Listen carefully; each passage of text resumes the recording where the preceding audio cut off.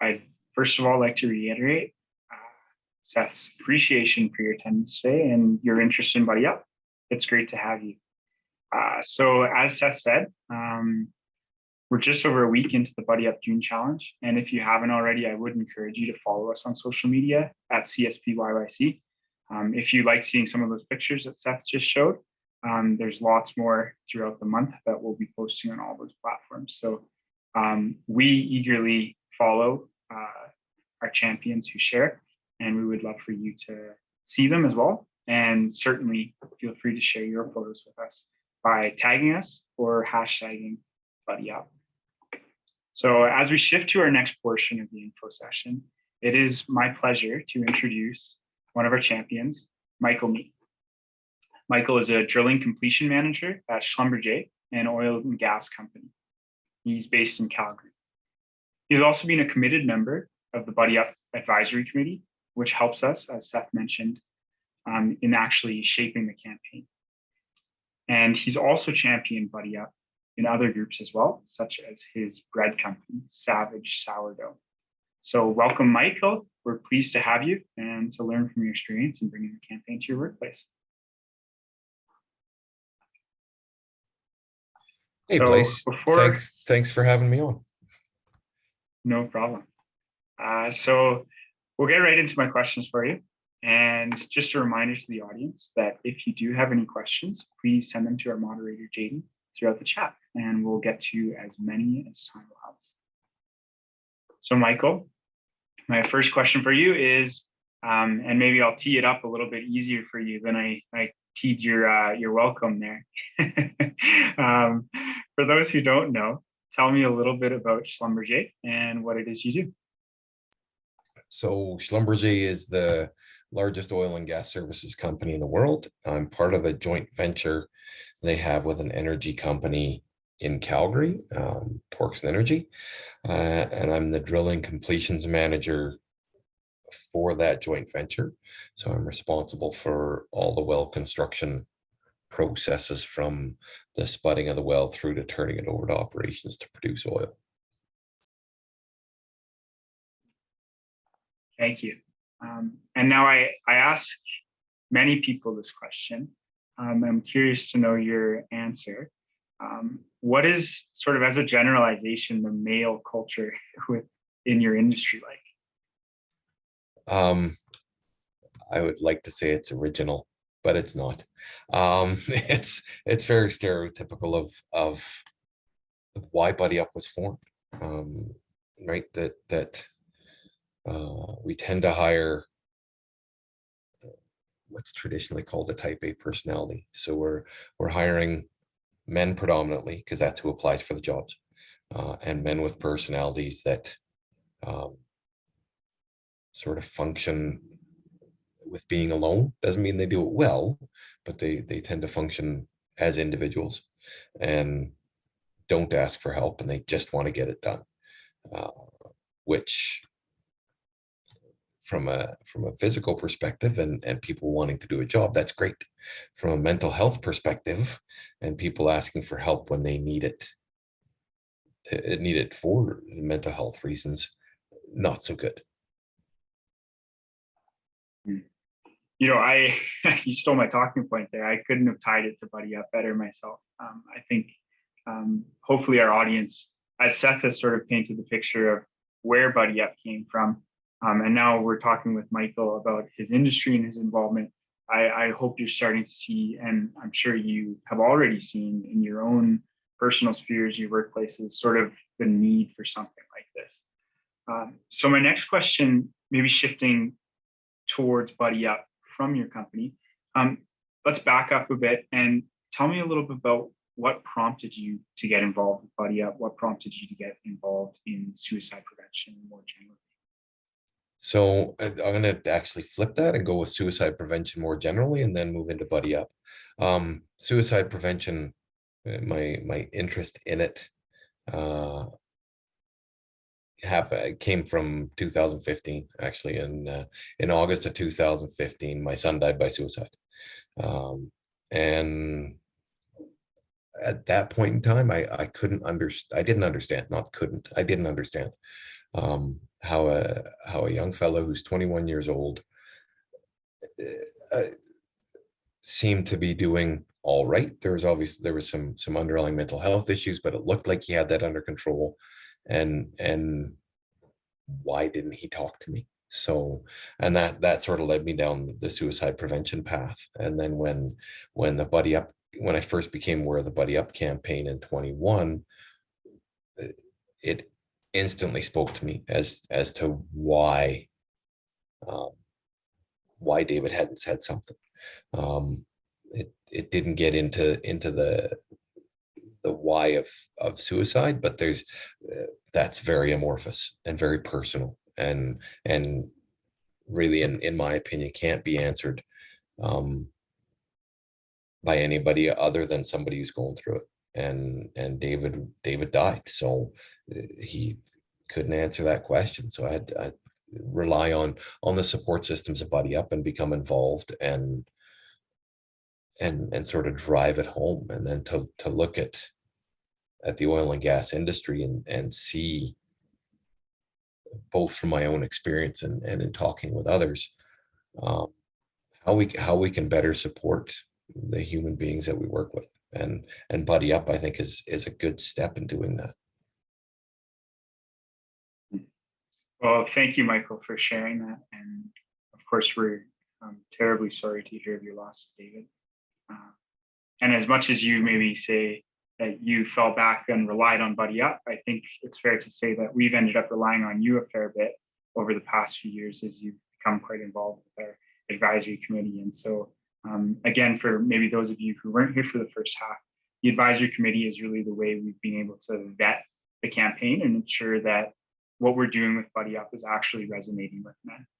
It's not just going to be another program that's out there that they kind of roll their eyes at and move on from, or maybe see in passing and just keep going.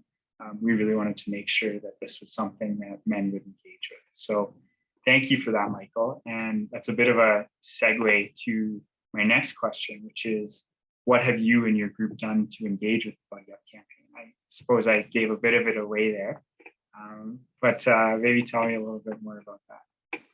So as you alluded to, the advisory committee, for sure, that was absolutely a personal choice. But in doing so, because it takes very little time, but it does take time away from my workday, occasionally I had to run that through the leadership and management at Schlumberger, and they were wholly supportive of it.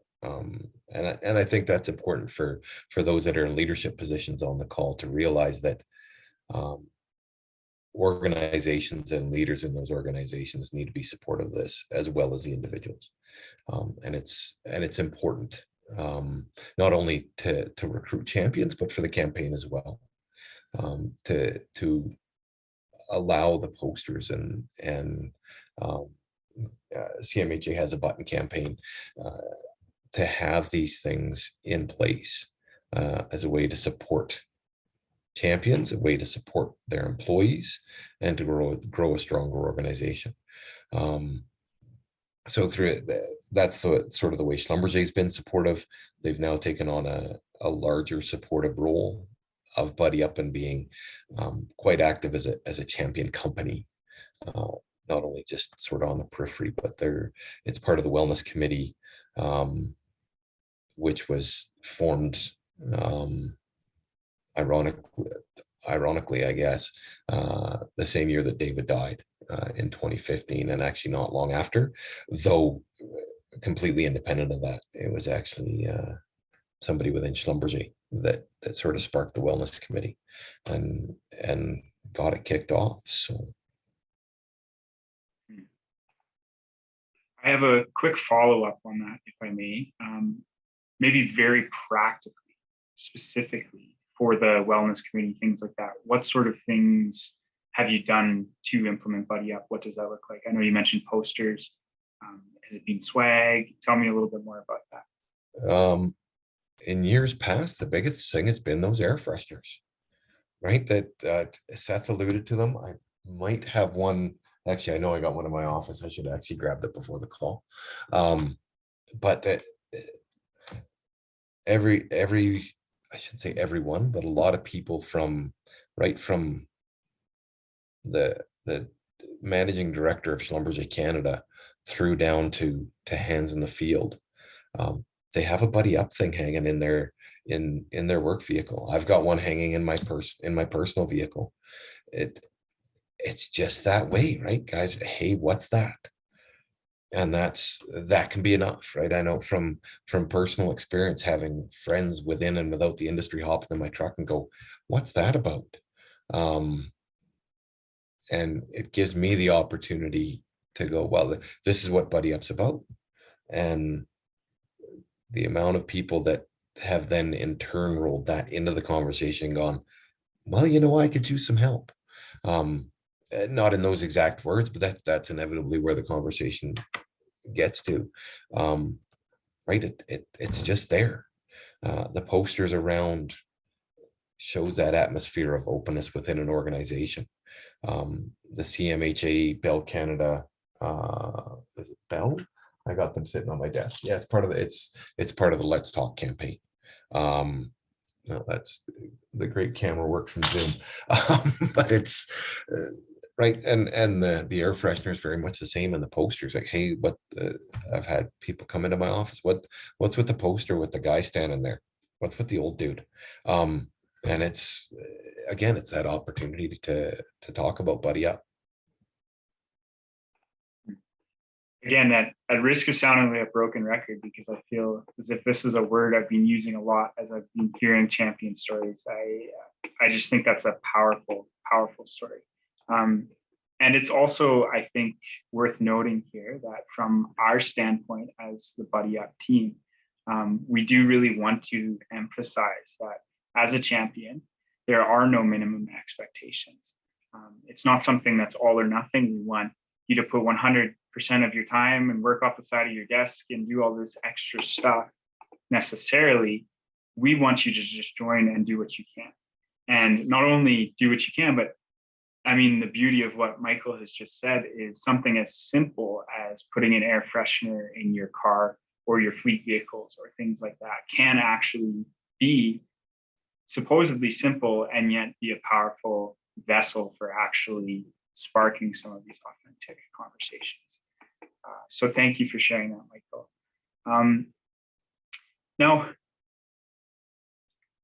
I guess my next question is even more practical, and it's just sort of around, for those of us on the call, perhaps who work for an organization and want to implement Buddy Up and maybe have to talk to a manager or things like that. Can you share with us some of your experience and from both your standpoint as a manager, but also being able to take it to the broader organization of Schlumberger? How has that been received? What are maybe some of your tips for getting Buddy Up embraced sort of broadly in that sense? So from a general perspective, Schlumberger, from a global basis, has latched on to the importance of mental health and specifically Buddy Up. They're making inquiries with the wellness committee on how do we get Buddy Up around the world. So we're at least starting those conversations within Schlumberger. And then we'll of course be talking to Buddy Up as that progresses to the point where Schlumberger is ready to accept it.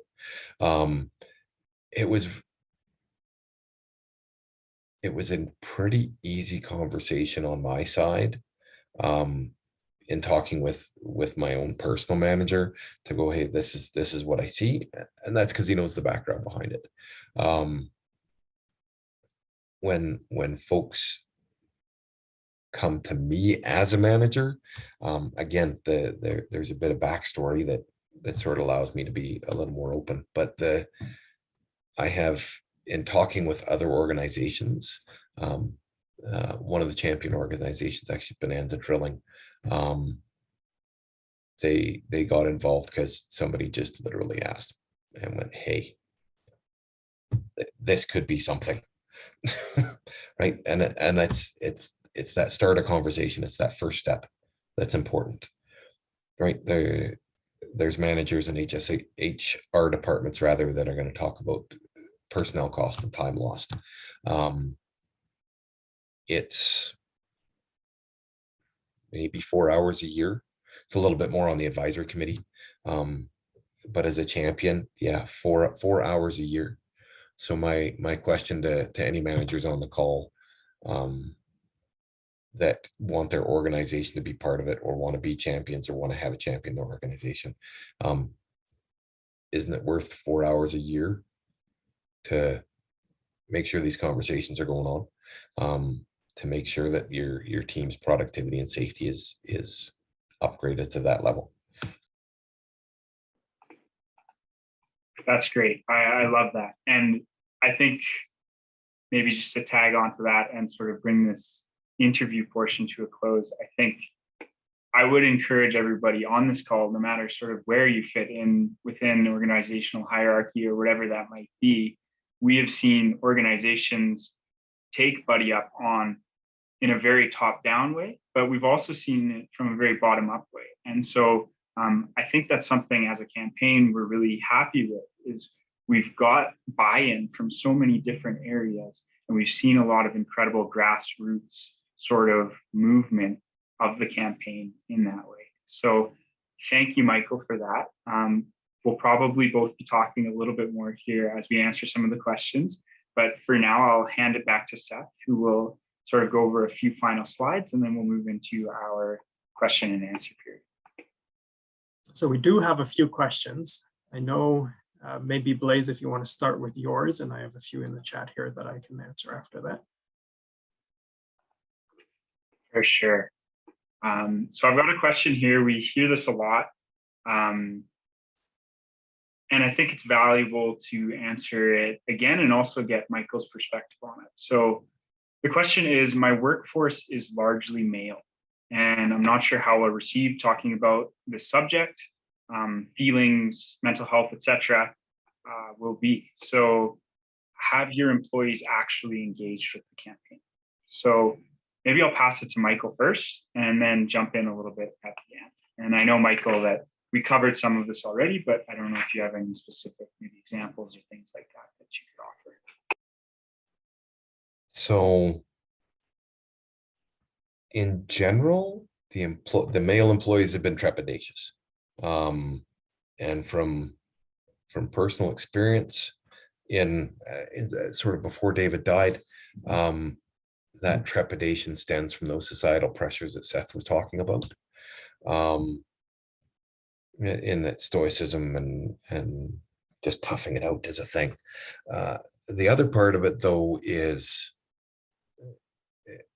a fear, for me anyways, was a fear of exposure. And who do I talk to? Right.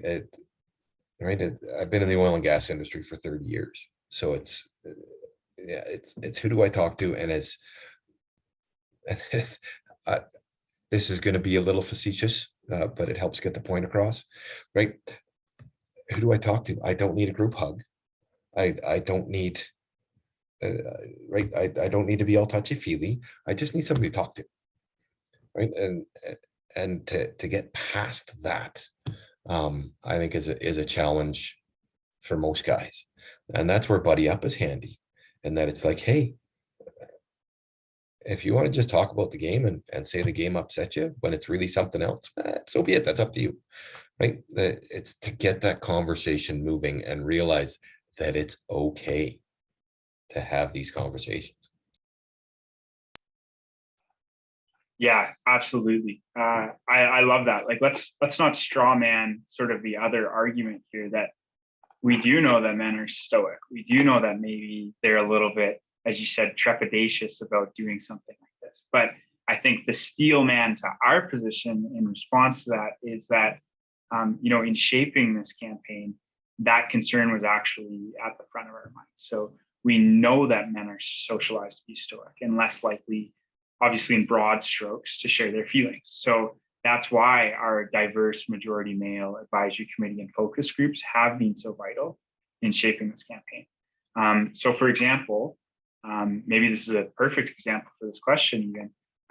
Men told us they're more likely to look out for a buddy than actually ask for help themselves. So that's why, rather than working against the ingrained sense of stoicism that we've sort of been talking about here, and that men are often raised with, this campaign is really about help offering rather than help seeking. So tapping into that sense of camaraderie, brotherhood that men often feel towards each other already. So I think that's a valid concern, but I also think Buddy Up has actually addressed that in the best possible way.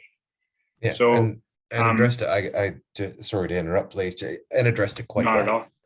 right? And men are naturally or raised, depending on your perspective on it, fixers, and Buddy Up allows us to be fixers, right? Hey, do you need a hand, man? Whether it's a hand lifting a box or a hand lifting your spirits, it's allowing us to be fixers and helpers either way. Yeah, that's great. Now I think we had a logistical question about swag. So maybe I'll pass that to Seth quickly and make sure we get to that one. Seth? I think the question was just around ordering swag and how. Yeah, perfect. Thanks. Yeah, we actually have an individual from Santiago de Chile visiting or participating. So welcome and bienvenido. I will say, so you were asking about participating in Buddy Up Challenge and also having printed materials. I will say that all of our materials, so all of the posters, the infographic, and the toolkit, they are available on the website. So if it's easiest for you to print them off, depending on quantities, that is an option. I will ask that this individual do reach out to me at seth@suicideinfo.ca, and I can help you with any logistics there in figuring that out. So thank you for that question. A couple more here that have popped up. One regarding, in regarding to this session, will this format with interviews from champions continue in coming months? So we will continue to hold information sessions like this. As you noticed today, there was two parts. The first part was a presentation all about Buddy Up and its background and how to participate. And the second part there was the interview with Michael, me, and then also this question and answer period. So we will continue this format, and each time that we have this presentation or information session, we will have a different champion presenting during the interview section. So that usually starts at 12:30. So even though you've attended today, if you would like to attend the next one and you see the invite, know that you can come for the second half of that and catch the new champions interview in that part. So that will be going forward. We will have different champions each time. So thank you for that question. One more that I see here, how does a champion become a member of the advisory committee? So our advisory committee is made up of champions from the campaign. And so we do individually select those. We try to choose individuals that we think would be a great fit based on their experience and viewpoints, but also from different industries and experiences that way, just to be able to round out the perspective so that we're really getting the best view as we continue to develop and enhance this campaign to help it make a broader difference in the lives of all those participating. So hopefully that answers your question. And then Blaze, did you have one more that you had, I think, pending? Sure. And before that, I do just see that Michael's stepping off. So we do want to thank him. Yeah, we really appreciate him sharing, being vulnerable with us about his own personal story, and of course, also telling us about how he has been able to take Buddy Up to his group. So thank you, Michael. It was a pleasure to have you with us. And then maybe just to conclude here, I've got a question, which I must confess is not from the chat, but I think is worth addressing now. And that is just, I'm a woman. Is there a place for me within Buddy Up?